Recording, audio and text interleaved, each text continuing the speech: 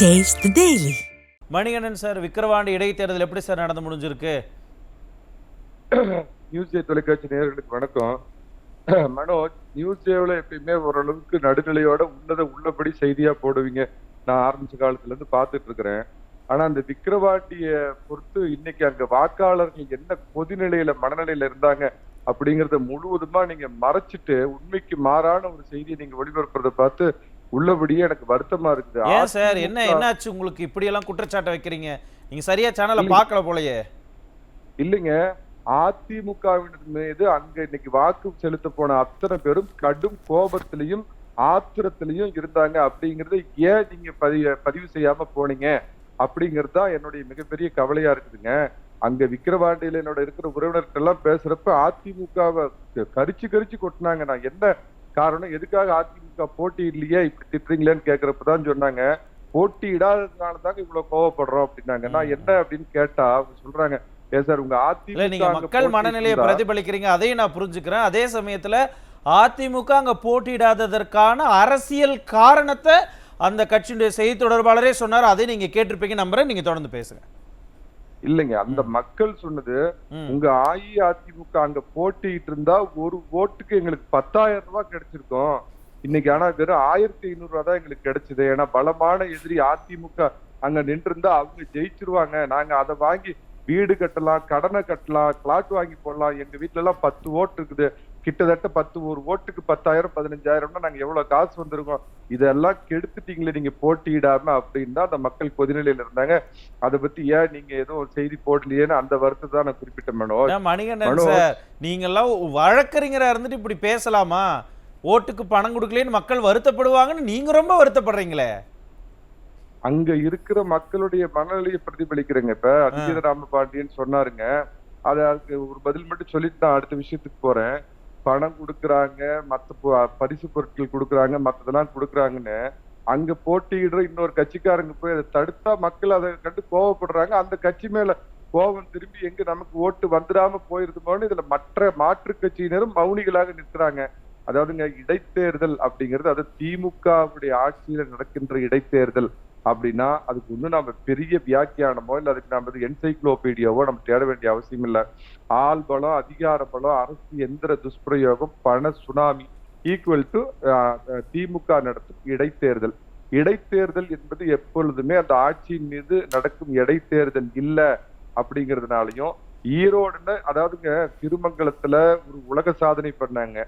ஈரோடுல பாத்தீங்கன்னா பட்டி ஃபார்முலா அப்படின்னு ஒரு புது ஃபார்முலாவை அறிமுகப்படுத்துறாங்க.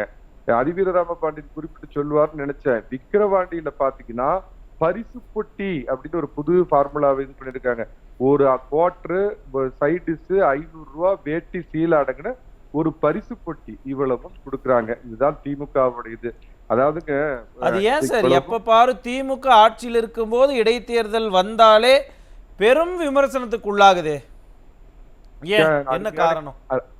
அருமையான கேள்வி கேட்டீங்க. 2019 திரு எடப்பாடி பழனிசாமி அவர்கள் ஆட்சியில இருந்தப்ப 23 தொகுதிகளுக்கு இடைத்தேர்தல் வந்துச்சு.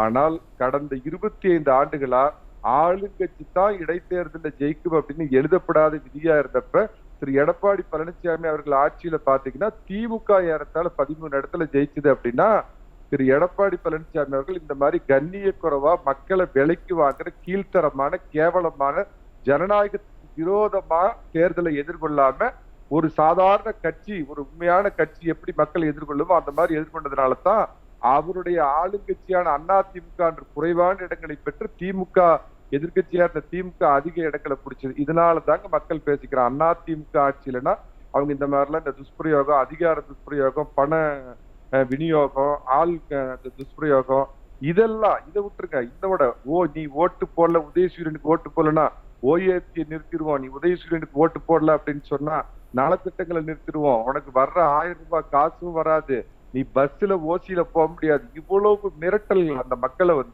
நாங்கெல்லாம் தனியா ஒரு கேமரா வச்சு பார்த்துட்டு இருக்கோம். நீ உதயசூரியன்ல போய் 10 அமுக்கல அப்படின்னா நாளைக்கே இதெல்லாம் கட் பண்ணிடுவோன்னு மிரட்டல். இவ்வளவு காசை கொடுத்து, பரிசு பெட்டியை கொடுத்து, கோட்டரை கொடுத்து, குக்கரை கொடுத்து, மற்ற பாத்திரங்களை கொடுத்து அப்பையும் தோத்து போயிருவோம், மக்கள் நம்மள நிராகரிச்சிருவாங்களேன்னு கேடு கட்டு போய் அதிமுகவுடைய வாக்காளர்களை நீங்க எங்களுக்கு ஓட்டு போடுங்க, ஒரு காலத்துல எங்களோட தானே ஒன்னா இருந்தீங்க. அதாவது அதிமுக அப்படிங்கிறதே பாத்தீங்கன்னா திமுகவினுடைய முரட்டுத்தனமான எதிர்ப்பு அப்படிங்கிற அந்த வேள்வித்தியிலிருந்து பிறந்த அதிமுக தொண்டர்களை எங்களுக்கு ஓட்டு போடுங்கன்னு மூத்த அமைச்சர்கள் கேட்கிறாங்க அப்படின்னா இவ்வளவு காசு கொடுத்து மக்கள் நமக்கு ஓட்டு போட மாட்டாங்க. அப்ப இயல்பாவே உங்களுக்கு ஒரு கேள்வி வரும், ஏன் அதிமுக போட்டியிடல அப்படின்னா திமுகவுடைய அராஜகத்தை கண்கூடா எதிர்க்கட்சி தலைவர் திரு எடப்பாடி பழனிசாமி அவர்கள் ஈரோடு கிழக்குல பார்த்தாரு. எந்த நேரத்துல ஒரு பிரச்சாரத்துக்கு போறாரோ மாலை 5 மணிக்கு போறாருன்னா 4 மணிக்கே எல்லாத்தையும் கூட்டிட்டு போய் பட்டியல அடைச்சு உலக நாயகன் சூப்பர் ஸ்டார் ஜாக்கி ஜானுக்கு இணையான நம்ம உதயநிதி ஸ்டாலின் நடிச்ச படத்தெல்லாம் போட்டு அந்த மக்களை அந்த 3 மணி நேரம் கொடுமையில உட்கார்ந்துருக்கிறதுக்கு பிரியாணியும் போட்டு கையில பாத்தீங்கன்னா 1000 ரூபாய் காசு கொடுத்து கடைசியில பொதுச் செயலர் எங்க பிரச்சாரத்துக்கு போறோம் அங்க மக்களே இருக்க மாட்டாங்க. வீட்டுக்கு போய் நீங்க வீட்டுக்கு இது கொடுத்து வாக்கு சாயிருக்கலான்னு போனா வீட்டுல எல்லாம் பூட்டு தொங்கும். இந்த மாதிரி ஒரு அராஜகத்திற்கு அதிமுக தொண்டர்களின் உழைப்பை வீணடிக்க கூடாது, அதிமுக தொண்டர்களை பலியிடக்கூடாது, அவங்களுடைய உழைப்பை வீணடித்து அவங்க தேவையில்லாம அவங்க நடுத்தருவுல நிறுத்தக்கூடாது. இந்த அராஜகத்துக்கு ஒரு முற்றுப்புள்ளி வைக்கணும் அப்படிங்கிறதுனால என்ன வருத்தம்னா இந்த கேள்விக்கான பதிலை இப்ப நீங்களே சொல்லிட்டீங்க, ஏன் அதிமுக அங்க போட்டியிடலன்னு.